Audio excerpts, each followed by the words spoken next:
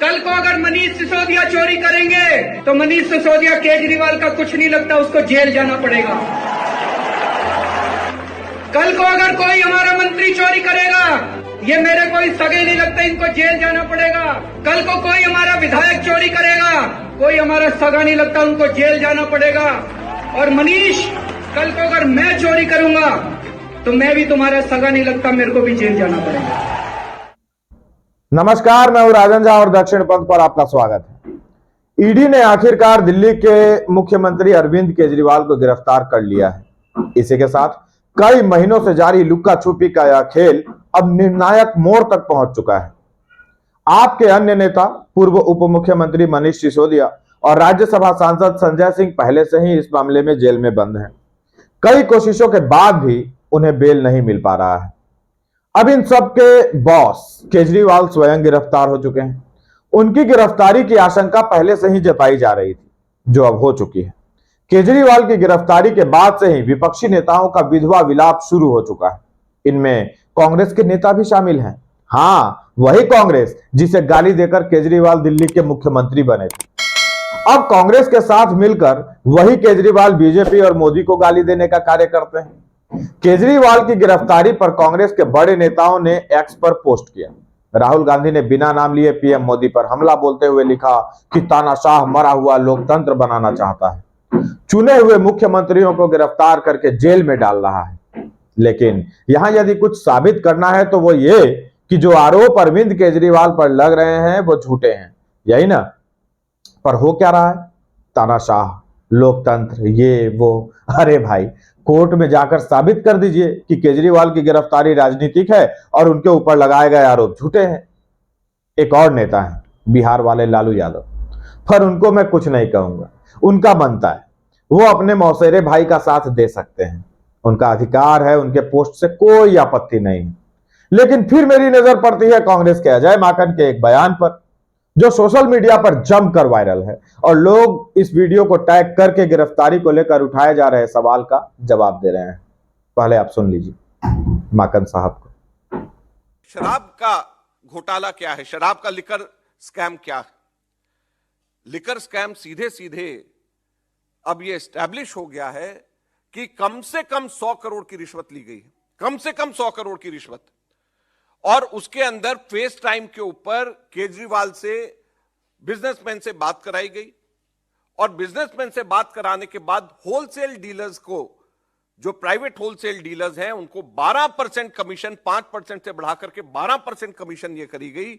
और उसके अंदर शर्त ये रखी गई कि 6% किकबैक आम आदमी पार्टी और केजरीवाल को दिया जाएगा। और मनी ट्रेल भी एस्टैब्लिश हो गया है कि वो पैसा 100 करोड़ रुपए गोवा के इलेक्शंस के अंदर आप पार्टी ने इस्तेमाल किया और कांग्रेस के खिलाफ में किया, क्योंकि जो वोट वहां पर उनको मिले वो कांग्रेस के खिलाफ में मिले। तो केजरीवाल ने कांग्रेस को हराने के लिए, कांग्रेस को नुकसान पहुंचाने के लिए केजरीवाल ने 100 करोड़ का स्कैम किया है। और इनको कोई नैतिक अधिकार, केजरीवाल और इनके मंत्रियों को, जो जिनका नाम इसमें है, चाहे वो मनीष सिसोदिया चाहे सत्येंद्र जैन को, इनको कोई नैतिक अधिकार नहीं है कि अपनी कुर्सी पे एक सेकंड भी और रह जाएं। 6% 12% में से किकबैक दिया गया। यह एस्टैब्लिश हो गया कि एडवर्टीजमेंट्स जो दिए गए वहां पे गोवा में, वो एस्टैब्लिशमेंट, वो एडवर्टीजमेंट्स के पैसे इसी किकबैक से दिया गया है। ये ईडी के चार्जशीट में मेंशन है। ये एस्टैब्लिश हो गया है कि 70 लाख रुपए इनके वॉलंटियर्स को इसी पैसे में से दिए गए, जो जिन लोगों ने आगे सर्वे किया गया, वो मनी ट्रेल एस्टैब्लिश हो गई है।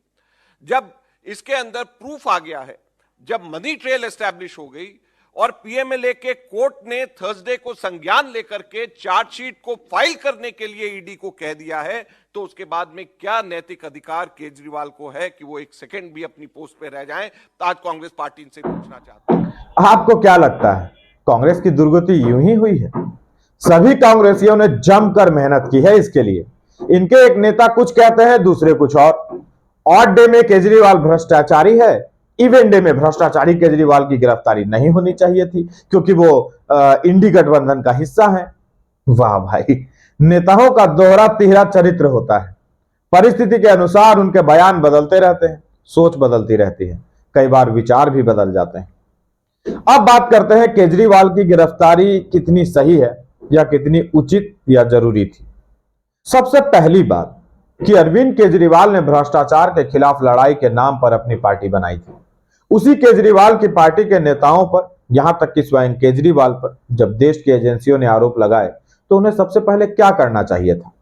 मेरी समझ से उन्हें सबसे पहले इस्तीफा देना चाहिए था और कहना चाहिए था कि ईडी हो या सीबीआई हो, उनके जांच करने तक मैं मुख्यमंत्री पद का त्याग करूंगा। जांच पूरी होने के बाद जब मैं बेगुनाह साबित हो जाऊंगा तब सीएम का पदभार दोबारा ग्रहण करूंगा।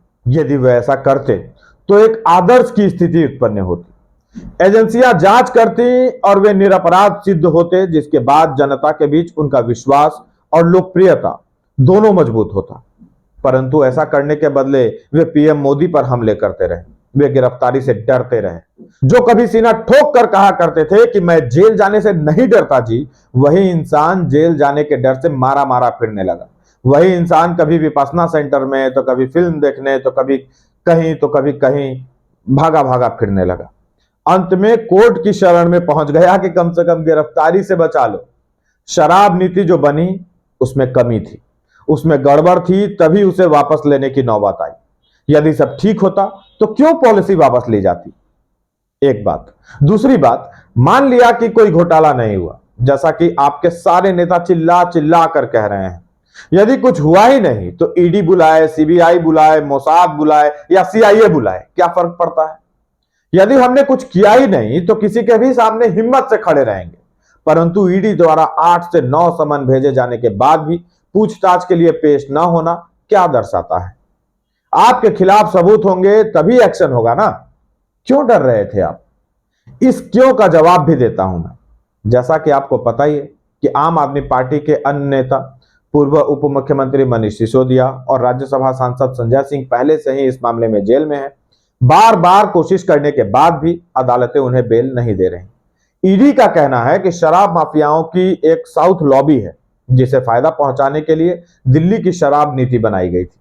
हालांकि बाद में इसे रद्द कर दिया गया। नई शराब नीति के लिए उस साउथ लॉबी ने आम आदमी पार्टी को 100 करोड़ रुपए दिए थे। इस मामले का एक अन्य आरोपित विजय नायर अक्सर अरविंद केजरीवाल के घर आता जाता रहता था, वहां काफी समय गुजारता था। यह सभी जानकारी ईडी दे रहा है।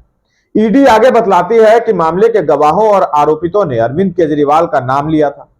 शराब कारोबारियों से विजय नायर ने कहा था कि उसने अरविंद केजरीवाल से नई शराब नीति को लेकर विचार विमर्श किया है। विजय नायर ने ही इंडोस्पिरिट के मालिक समीर महेंद्री को दिल्ली के सीएम केजरीवाल से मिलवाया था। बैठक असफल रही तो उसने वीडियो कॉल के जरिए दोनों की बात करवाई। इसमें अरविंद केजरीवाल ने कहा था कि जे नायर उनका बच्चा है और उस पर उन्हें पूरा विश्वास है। मतलब साफ है, प्रकरण में इन्वॉल्वमेंट तो है। बाकी चीजें समय के साथ और साफ होती रहेंगी और कुछ ही समय में उनकी पेशी भी है। फिर ईडी अपने सबूत अदालत में पेश करेगी और उसके बाद और भी चीजें साफ होती जाएंगी। इस वीडियो में इतना ही। वीडियो पसंद आ रहा हो तो इसे लाइक कर दीजिए, दूसरों तक पहुंचाइए और ज्यादा से ज्यादा संख्या में सब्सक्राइब करवा दीजिए। खुद भी कर लीजिए। जुड़े रहने के लिए आभार, धन्यवाद।